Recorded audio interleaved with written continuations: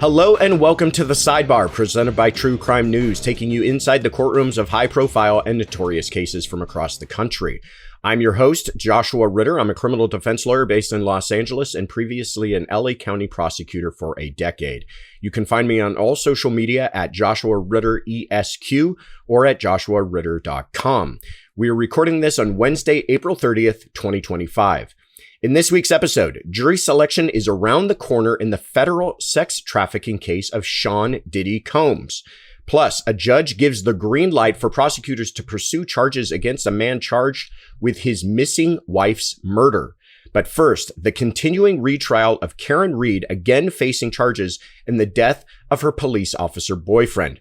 I'm flying solo today, so let's go ahead and just jump right in. First, out of Dedham, Massachusetts, the retrial for Karen Reed is underway as prosecutors seek to gain a conviction after last year's high-profile mistrial. Reed is accused of causing the death of John O'Keefe, a Boston police officer who was found dead of hypothermia after suffering numerous other injuries. Prosecutors allege Reed struck O'Keefe with her SUV and left him to die in the snow outside the home of a mutual friend and fellow officer. Reed's defense claims that O'Keefe was killed during an altercation inside the home and dragged to his final resting place by people other than Karen Reed. This week, prosecutors presented testimony from Reed's friend, Jennifer McCabe, who was with Reed when they discovered O'Keefe's body. McCabe recalled a frenzied Reed who was frantically searching for O'Keefe with the help of two friends, allegedly after a heated argument with the victim. McCabe testified that after finding the man frozen to death, Reed asked the chilling question, "Did I hit him?" Digital intelligence expert Ian Whiffen also took the stand for the prosecution to break down the phone activity around O'Keefe's death. Prosecutors claimed that cell phone data proves O'Keefe never entered the home. However, under cross-examination, Whiffen admitted that it was possible O'Keefe entered the residence due to inaccuracies in the collection of data. While the arguments remain similar for both sides in the retrial, the presentation of the evidence could lead to a very different outcome. We will, as of always, continue to keep you updated on this case as it progresses. All right, a couple of things to consider here. This case is really interesting in that I think it presents a question about a misunderstood or an often misunderstood concept. And that is something as simple as, what exactly is evidence? This is one of those cases that has a lot of people running to their respective corners. There's a lot of people who are very dug in on what they believe took place in this case. There's a lot of folks who are watching this for the first time and don't have any preconceptions. But depending on what side you find yourself in, you may be favoring this case in one way or the other. And you may be thinking to yourself, well, the evidence, and I'm going to use that word in quotes, proved that John O'Keefe was not hit by a vehicle. That may be a concept that you have heard many times before. Or the evidence, again in quotes, proved Jen McCabe Googled how long to die in the snow, or a variation of that, hours before John O'Keefe's body was discovered. That may be something that you've heard and believe. But is that really the evidence? And this is a very central question and may sound very nuanced, but it's very important. It's also extremely important. The evidence that people are talking about in these instances, are experts' opinions on evidence. Sometimes, oftentimes, the difference between the expert's opinion and the evidence can be quite broad. Here's what I mean by this. What is actually the evidence in this case? The evidence is that John O'Keefe was found covered with snow, dead or near death from hypothermia. That is the evidence, without any kind of expert opinion, without any kind of interpretation attached to it. That John O'Keefe had injuries to his arm and head. Again, without any kind of interpretation or opinion attached to it. That Jen McCabe's phone shows a search for how long to die in snow, or some variation of that, because there were some misspellings involved in it. Everything else is interpretations coming from experts. The experts Arca, for instance, who testified the last trial for the defense and is likely going to testify in this trial for the defense, says that those injuries are not consistent with someone being hit by a motor vehicle. That the dynamics of how John O'Keefe's body was found, along with what we know about that vehicle and the weight and physics and all of these other things that go entirely over my head, they say John O'Keefe, in their opinion, was not hit by a vehicle. But that's not the evidence. The evidence is that he has injuries to his arm and head, and that he died from hypothermia, and perhaps because of those injuries causing him to die of hypothermia. The prosecution is going to call their own experts likely, who are going to say, no, we interpret that evidence differently. We look at the injuries, we look at the other circumstantial evidence, the damage to the vehicle, and we say that it is consistent with him having been impacted by a vehicle. But neither one of those are evidence. Both of those are opinions about the evidence. Now, I can already hear the lawyers who are listening saying, but it is evidence. Expert opinions are evidence. And that is true. They're testifying. Any witness who testifies is presenting evidence. But I'm saying in the strictest sense of the word, there's the evidence and then there's our understanding of it. Sometimes our experts' opinion of what that demonstrates to us. But at the end of the day, the evidence is going to have to be decided by the jurors. They're going to be the ones to have to decide, what do those injuries mean? What does the different experts testifying about the phrase, how long to die in the snow, what do those mean? And which do I find to be most reliable? And which do I believe took place? And I will then be what we call a jury, the finders of fact. And we will decide, are those injuries consistent with being hit by a vehicle or not? Is the evidence from the cell phone consistent with being when a Google search took place? Perfect example is the location of the phone. You heard an expert from the Commonwealth call and say, here's all the different locations we know about where that phone was pinging from, John O'Keefe's phone.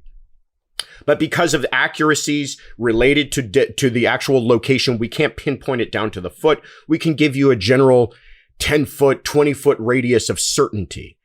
Well, depending on which of those locations, you could skew that towards the defense argument, which they said, yes, there's a possibility it fell into the range of where he could have entered the home. According to the Commonwealth, they feel that that's not impossible, but not plausible. Again, interpretations of the evidence, of experts' opinions on the evidence. And it will be up to the jurors to decide what in fact is more credible and what is more reasonable and which one they're going to believe. I just thought that was an interesting thing about this case, because you do hear people talk. I've had conversations with others where they say, well, the evidence was that he wasn't hit by a car, or the evidence was that Google search was conducted when they found John O'Keefe's body. All of these things, again, we have to be very specific if we want to talk about cases like this, really come down to what are interpretations of some of the evidence. Undisputed things are John O'Keefe is unfortunately dead. John O'Keefe had injuries to his arm. John O'Keefe had injuries to his head. These are things that kind of don't require any interpretation. Anyhow, that's me being on my soapbox. I will tell you, after watching the first trial closely and then watching this trial, there is definitely a different approach, primarily coming from the prosecution. They seem to be giving far more attention to the defense's case. Not that the defense case was ignored the first time around, but I don't think it was considered all that serious by the Commonwealth the first time around. This time around, it seems as though the prosecution with Hank Brennan is facing a lot of that evidence head on and trying to attack it preemptively rather than allowing it to play out and then try to rebut it or respond to it. Anyhow, very interesting case. We will continue to follow that and update you as it goes along for the next few weeks. You know how you see those posts all over social media that if you didn't stop to get that coffee every day going into work, by the end of the year, you would have saved, I don't know, $1,000, $2,000, unless, of course, you do 6 shots in your coffee beverage. Anyway, that really got me thinking about how just a little bit of money saved every day can really result in huge savings. And that brings us to today's sponsor, Acorns. April is Financial Literacy Month. That's right. They made a whole month reminding you to finally take control of your money. Good news is you don't need 30 days. Acorns makes it easy to start saving and investing for your future in just 5 minutes. You don't need to be an expert. Acorns will recommend a diversified portfolio that matches you and your money goals. You don't need to be rich. Acorns lets you get started with the spare money that you've got right now, even if all you've got is spare change, like from the coffee. I know investing can be confusing at times. There's no one way to do it, and there's no rule book that you must follow. That's one of the reasons I like Acorns. It makes investing simple. Sign up now and join the over 14 million all-time customers who have already saved and invested over $25 billion with Acorns. Head to acorns.com/truecrime or download the Acorns app to get started.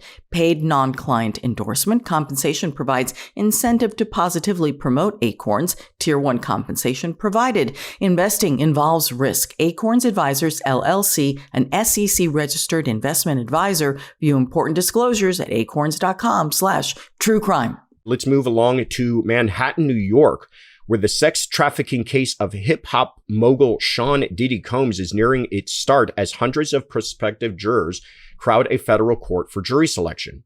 The man's precipitous downfall began with raids on the tycoon's properties in Miami and Los Angeles, opening the floodgates for allegations of trafficking, sexual coercion, and terrifying accounts of sex parties known as, quote, freak-offs.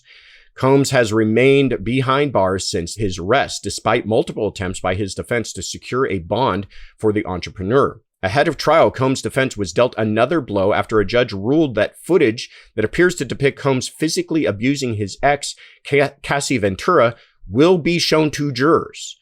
A last-minute pretrial hearing may create another setback for Combs, as it appears he intends to present a diminished capacity defense, with testimony from a forensic psychologist alleging that the man lacked the intent needed to commit the crimes. Prosecutors pushed back against this testimony, claiming that it references redacted evidence and alleging it doesn't fit within the narrow exceptions of federal law. A judge is set to make a ruling on the case before the trial's May 5th start date and will be watching this one closely. And it's unfortunate that this case, being in federal court, will not have cameras in court. So we're going to have to just really pay attention to the reporting from inside of the court.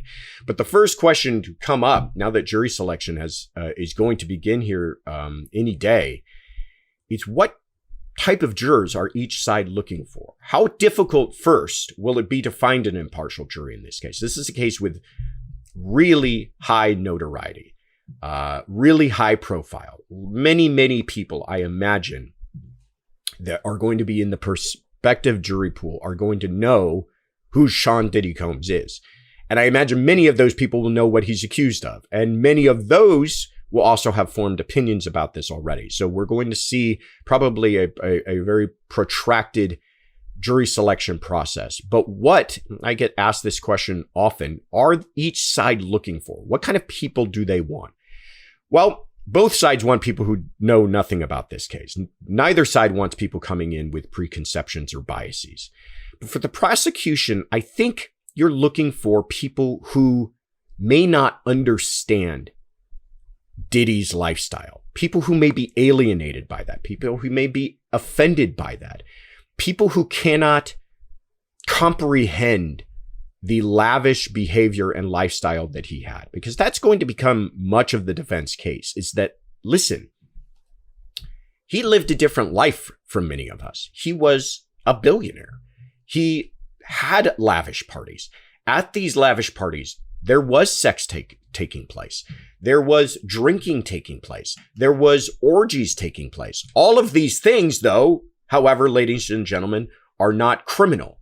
And therefore, what you're seeing here, and I will again warn you, this is the defense perspective, not mine. What you are seeing here is the government's misinterpretation of that lifestyle. So they're looking for people who can say, hey, I might not live like this man, but I can understand how this man lives. For the prosecution, they want people who just cannot wrap their head around it. People who come from much more traditional types of lifestyles and will say, this is so alien to me, it must be criminal. And the defense is obviously looking for just the opposite of that. People who are more understanding of less traditional lifestyles. And people who I think are skeptical of attacks launched against people in power and privilege. What do I mean by that? Well, I think there are people who naturally run to a position of when they see a celebrity or a wealthy person being sued to think that, well, this is a shakedown. This is a money grab. And they're hoping to find those same jurors that will extend those feelings over to the criminal world as well. That these accusations are about something else. These accusations are about taking down a person in power, whether that's motivated by envy or spite or whatever else, as long as it's not actual criminal conduct. That's the type of people I think the defense is going to be looking for. We will see how easy that can be for both sides to find those folks. Finally, let's talk a little bit about this diminished capacity defense and what that really means. I think it's weak tea. I really do. Diminished capacity means that for some reason, sometimes it's intoxication. Sometimes it's something as simple as lack of sleep. Sometimes it's a mental deterioration in someone. We're not talking about mental disease or defect, which would be more in the realm of a insanity defense. We're just talking about something about this person created a diminished capacity for that person to appreciate and form the requisite intent to commit the crime that they're charged with.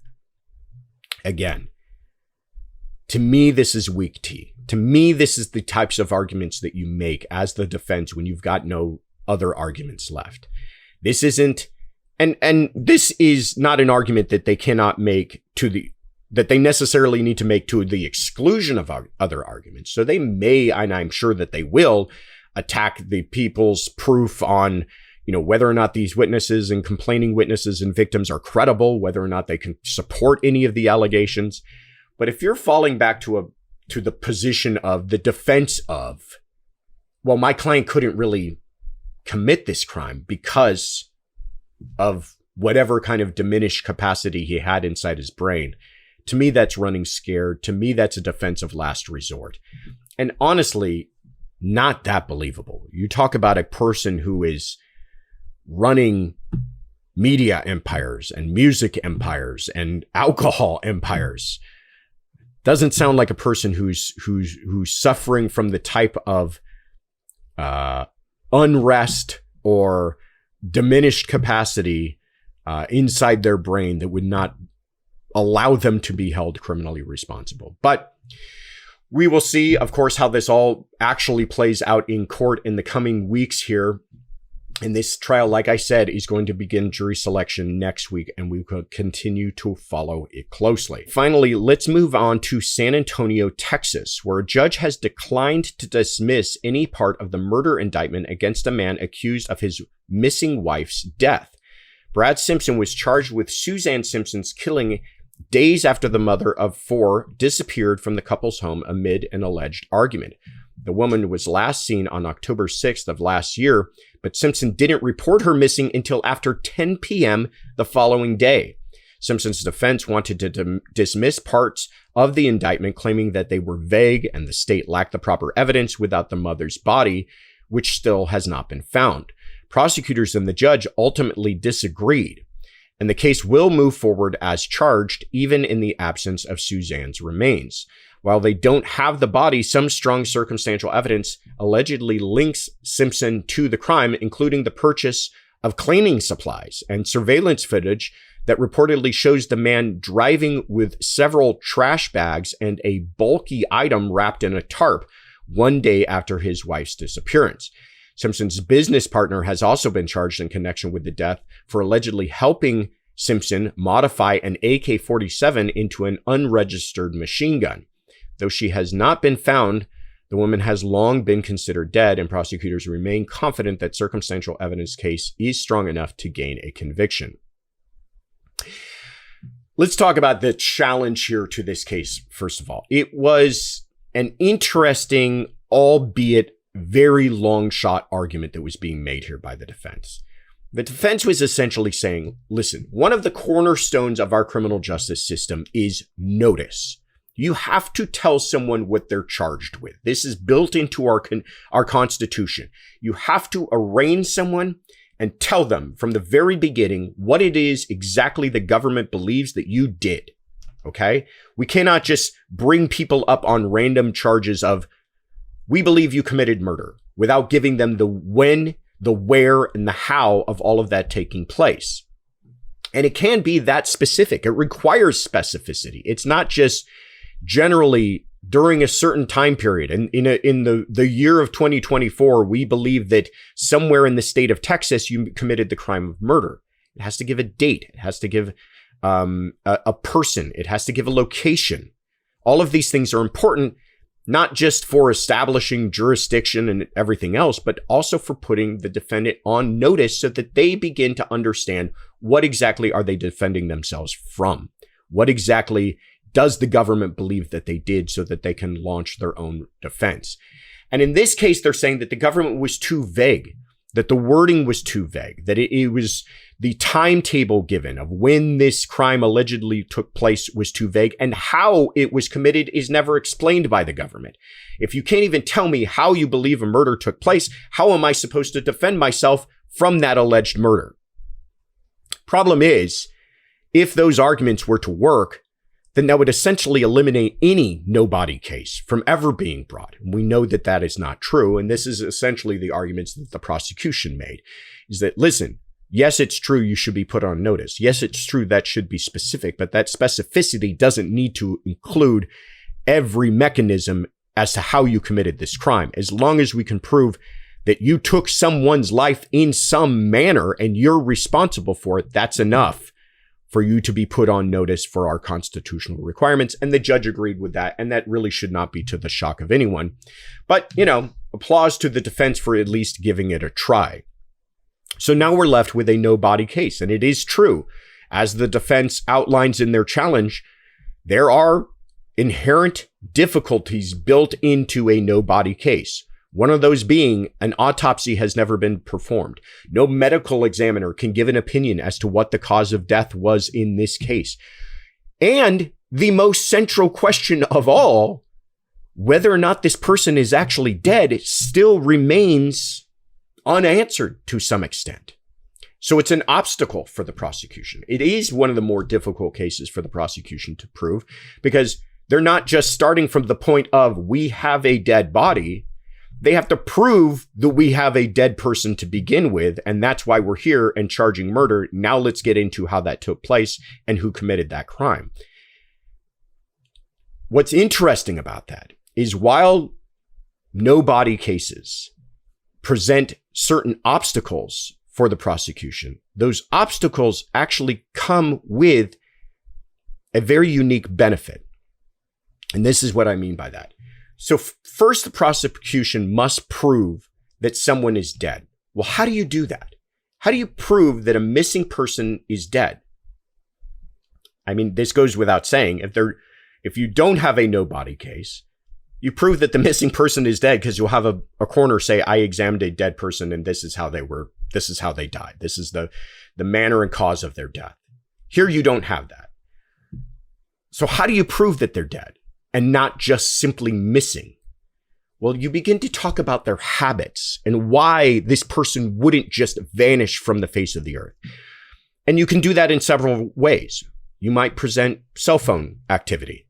At some point, this person who is active on their cell phone became completely inactive after this point and moving forward. That's some powerful evidence.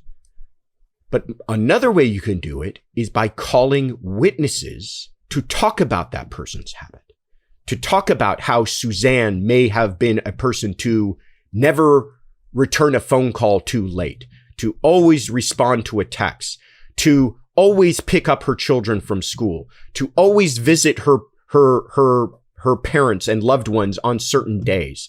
And you begin to see here how there is this hidden benefit to what the prosecution can do, because they can essentially start to call character witnesses for the victim. And these character witnesses can talk about, I know Suzanne is dead because Suzanne was such a loving mother that there is no way she would ever abandon her children. And now you've heard testimony from a witness that never would be able to be called in a traditional case, because it would be irrelevant to talk about what a wonderful person she was and what a wonderful mother she was.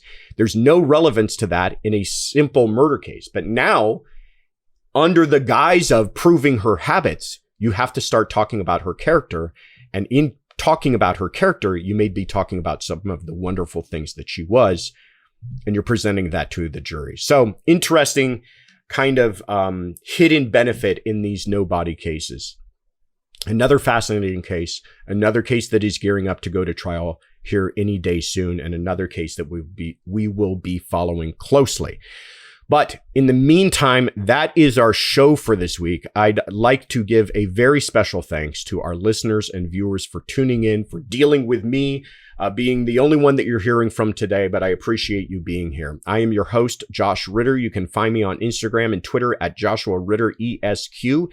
And if you would like to hear my thoughts and coverage on even more true crime cases, you can also check out my new YouTube channel, Courtroom Confidential. And of course, you can always find our Sidebar episodes wherever you get your podcasts. And we would love to hear from you. If you've got questions, if you've got comments that you would like us to address, please tweet us your questions with the hashtag TCN Sidebar. And thank you for joining us at the True Crime News Sidebar.